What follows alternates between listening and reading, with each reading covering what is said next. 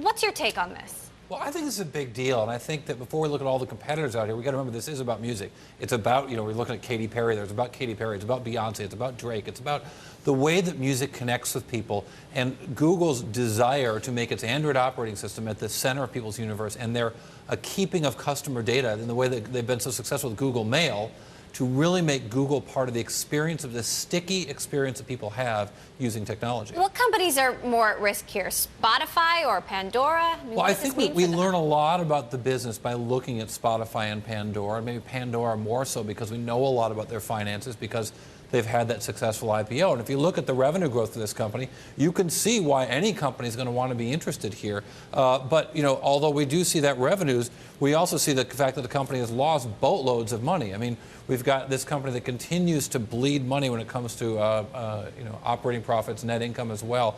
So it's an expensive business to be in. I think that ultimately, the reason that there's so much interest here is because there is that sticky experience, because people want to be in that business and keep those customers around. So what about Spotify? Obviously, we know a lot less because they are not a public company, but there's a lot of hype out there around Well, them. and beyond hype. So there's a firm called Privco. We've had Sam Hammett on our show a couple times from Privco, and they claim to have gotten a copy of Spotify's financials and have published some of those financials. And according to them, it's a company with almost $250 million in revenue. It's only a few years old. Operating losses, again, like Pandora.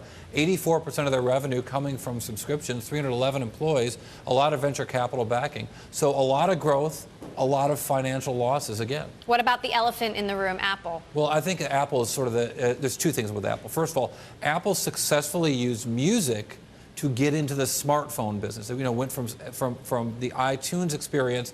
They leveraged that store to gather credit cards to build their iPod business, went to the phone business, which came to dominate all of Apple and indeed all of technology. But even more so, with this change from the music download business to customer acceptance and the music industry's acceptance as this licensing business, I said in English, the licensing business really means that we can have a very different, that suddenly Apple's weak, Apple can be beat, possibly, and somebody else can step in there. I think Google sees that and recognizes they could do the kind of thing that Amazon's trying to do, that Spotify's trying to do, that Pandora's trying to do, and take over a chunk out of Apple's armor.